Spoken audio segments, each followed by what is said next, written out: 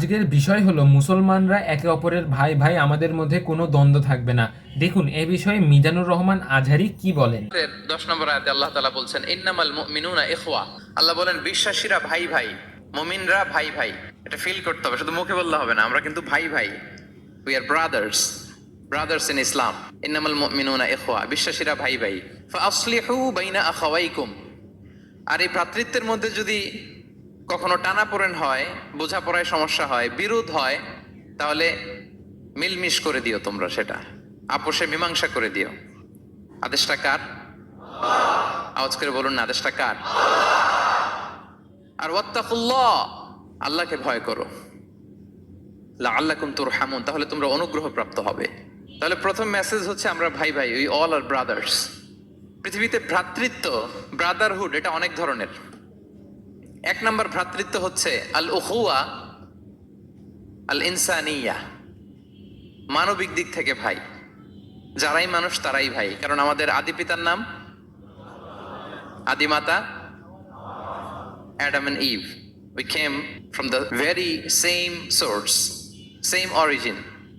একটা জায়গা থেকে আসছে। সবার বাপ যদি একজন হয়, সবার মা যদি একজন হয়, তো আমরা সবাই কি? সুবহানাল্লাহ পড়বেন না? তাহলে ভ্রাতৃত্বের একটা রূপ হচ্ছে আল উখুয়া আল ইনসানিয়া, মানবিক দিক থেকে ভাই। সেই হিসেবে হিন্দু আমার ভাই, খ্রিস্টানও আমার ভাই, বৌদ্ধ আমার ভাই, নাস্তিক আস্তিক সবাই আমার ভাই। এটা হলো ভ্রাতৃত্বের একটা ধরন। ভ্রাতৃত্বের আরেকটা ধরন হচ্ছে আল উখুয়া আন নাসাবিয়া, বংশীয় ভাই, বংশের সম্পর্ক বা রক্তের সম্পর্ক। যেমন আমার চাচাতো ভাই, খালাতো ভাই, আরো ক্লোজে গেলে আমার আপন ভাই, মায়ের পেটের ভাই, এক রক্তের ভাই, ঠিক কিনা বলেন? এটা গেল 2 নাম্বার, এটা রক্তের সম্পর্ক। 3 নাম্বার হচ্ছে আল উখুয়া আদ-দীনিয়া, দ্বীনি ভাই। আর আমরা এটা নিয়েই কথা বলছি, আল উখুয়া আদ-দীনিয়া। ইন্নামাল মুমিনুনা ইখওয়াতুন, মুফাসসিরিন ইকরাম বলেছেন ইয়ানি ইখওয়াতুন ফিদ-দীন। মুমিনরা ভাই ভাই হচ্ছে 3 নাম্বার সেন্সে, আমরা দ্বীনি ভাই। আমি আপনাদের কাউকে দেখি নাই, আমাকে হয়তো সোশ্যাল মিডিয়ায় দেখেছেন, কিন্তু সরাসরি হয়তো দেখেন নাই।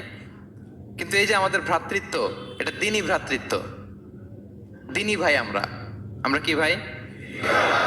এবং ইন্টারেস্টিংলি এই দ্বীনি ভাই বা দ্বীনি ভ্রাতৃত্ব আগের দুইটার চেয়েও মজবুত। কখনো কখনো এটা রক্তের সম্পর্ককেও ছাড়িয়ে যায়। সুবহানাল্লাহ পড়েন।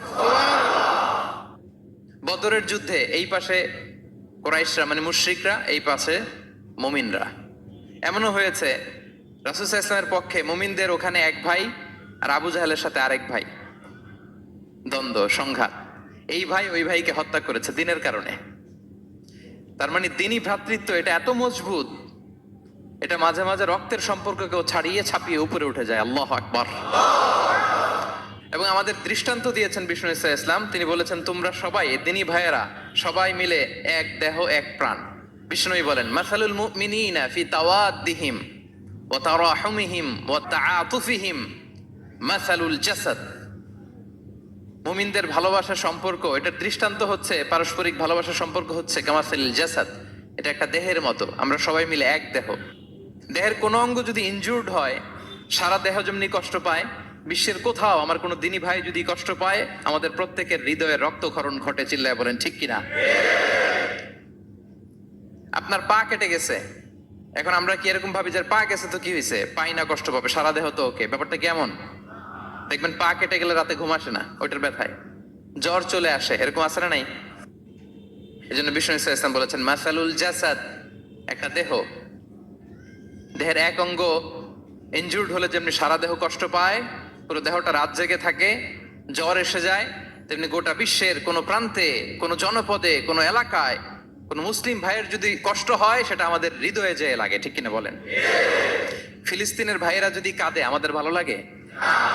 কাশ্মীরের ভাইরা যখন গৃহহীন হয়, আমরা এটা সহ্য করতে পারি? মিয়ানমারে আমার মুসলিম ভাইরা যখন নির্যাতিত হয়, আমরা কি এটা মেনে নেই? কারণ এক দেহ এক প্রাণ। আমরা যে কোরআনের দিকে তাকাই, আল্লাহ তাআলা বলেছেন আমাদের সম্পর্কটা হচ্ছে রোহামা ও বাইনাহুম।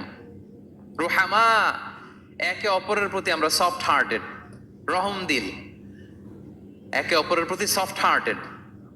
কোরআনের অন্য জায়গায় এসেছে বুনিয়ানুম মারসুস, সীসা ঢালা প্রাচীরের মতো আমাদের সম্পর্ক। হাদিসে এসেছে এক ভাই হচ্ছে আরেক ভাইয়ের মিরআতুল মুমিন, এক মুমিনের জন্য আরেক মুমিন হচ্ছে আয়না।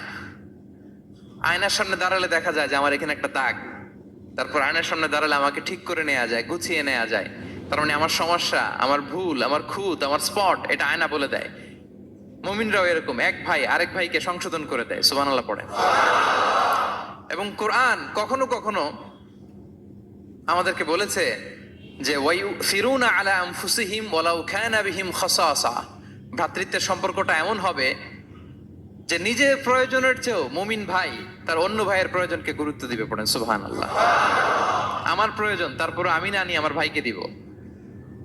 এরকম নিদর্শন আমাদের মধ্যে আছে না নাই? আপনারা ইয়ারমুকের যুদ্ধের নাম শুনেছেন, হিজরি 15 সালের কথা। বিশ্ব ইসলাম এর ইন্তেকালের 4-5 বছর পরের ঘটনা। ওমরে ফারুক রাদিয়াল্লাহু তাআলা আনহু, উনি হচ্ছেন তখন আমাদের খলিফা, the second caliph of Islam, আমিরুল মুমিনিন, খলিফাতুল মুসলিমিন। তো ইয়ারমুকের যুদ্ধে আল্লাহ তাআলা আমাদেরকে বিজয় দান করেছিলেন, কিন্তু এমনি এমনি বিজয় আসে নাই, এমনি এমনি আসে নাই। একের পর এক সাহাবারা আহত হয়েছেন, নিহত হয়েছেন, মানে শহীদ হয়েছেন। এবং যুদ্ধের এক পর্যায়ে এমন হয়েছে, খাবারের অভাবে, পানির অভাবে সাহাবারা ছটফট করছিলেন।